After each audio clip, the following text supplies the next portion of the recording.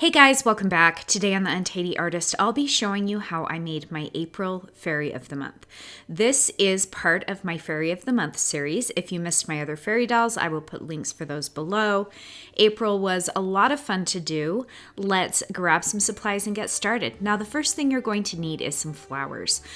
Immediately when I saw these flowers, I knew I wanted to use them in some type of spring flower fairy tutorial. I love the blush color of pink, and then I saw these beautiful purple flowers, and I decided that they would go along really well with the soft pink. So these are the two flowers that we'll be using. And once again, I love how these look together. Then I have some different colors of thread. I wasn't quite sure which ones I'd be using yet, but we'll be using these to dress our doll. I have some little embellishments. These are some little ribbon flowers I found years ago. I have some chunky pink glitter, and then some thinner iridescent kind of purpley glitter. I have some Mod Podge and a little tiny paintbrush that we'll be using. I have a sharp pair of scissors, my trusty glue gun set on low, and with that said, let's get started. So the first thing you're going to do is make your fairy doll.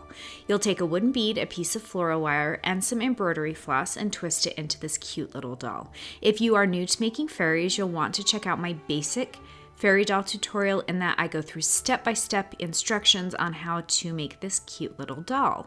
Now you can see I have already styled her hair. You can obviously style her hair however you'd like. I decided to give her some bangs, which I think is one of the harder hairstyles. But like I said, you can do any kind of hairstyle you'd like, and you'll find other options for hairstyles on my YouTube channel. Then I'm going to dress my doll. So I'm taking this lighter color, or the darker color of pink, and I'm going to give her a little pair of shorts and wrap up into a little V.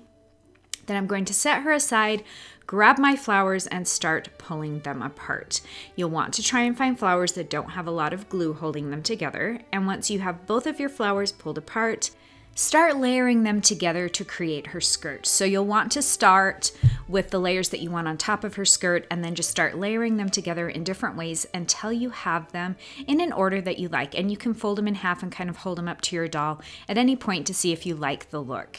And once you have them all figured out in the order that you like, grab your petals, fold them in half, and cut a little X right in the center. This will allow us to push the petals up and around her waist.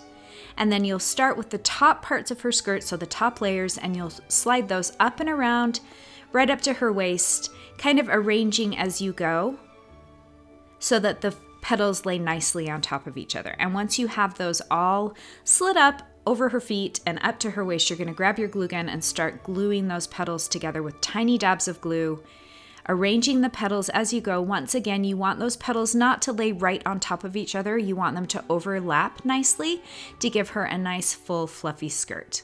So I'm just putting little dabs of glue between each layer, pressing it together with my fingers, and making sure it holds in place.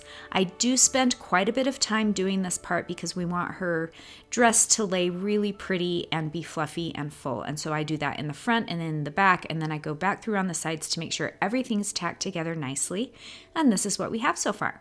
Then I decided to take the lighter color of purple and give her some gloves. So I just wrapped those up and around her hands up to just about where her elbows would be. And after I've given her some gloves, I'm going to take the darker color of purple and I'm going to give her some little shoes. Once again, just wrapping those up a little ways to give her a pair of shoes.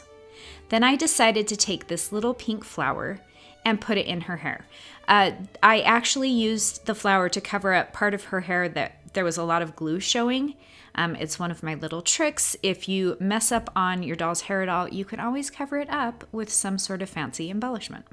So I put the flower in her hair. Make sure you hold that down so the glue sets.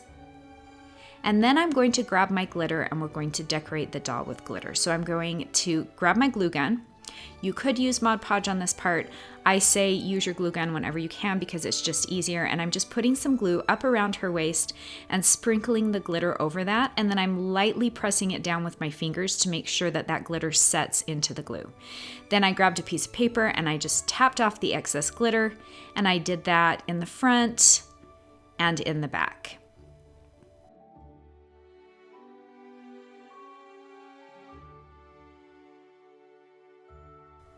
So just sprinkling the glitter on, tapping it with my fingers, making sure that it sets, and tapping off the excess.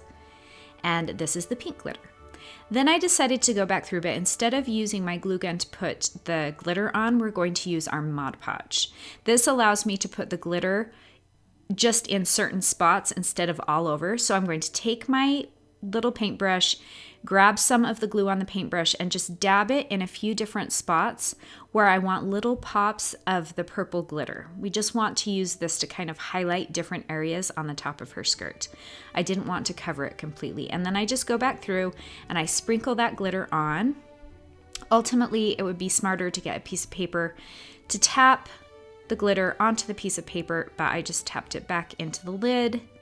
I just poured some of the glitter from the container to the lid and then just kind of used that. And then I just went over it a few times until I had purple kind of just sprinkled around on top of the pink.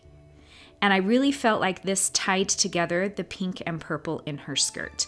And then I grabbed my little paintbrush and I'm just going to add some glitter to the tips of the pink petals. Once again, just to tie that purple into her skirt. And that's it, you guys, we're all set. We have this beautiful pink and purple spring-inspired Fairy of the Month for April. Thank you guys so much for watching. If you enjoyed this tutorial, be sure to give it a thumbs up. If you haven't subscribed, please do. Also, click on that bell icon and it will alert you whenever I come out with a new tutorial. If there are fairies you'd like to see, thoughts, comments, questions, please post those below. There is also a list of where to purchase supplies online, listed below in the description of the video. And if you do make fairies and you'd like to share those with me, you can go to Instagram, UntidyArtist, and share them with the hashtag UntidyArtistFairyDoll. Thanks again, you guys, so much, and we'll see you next time.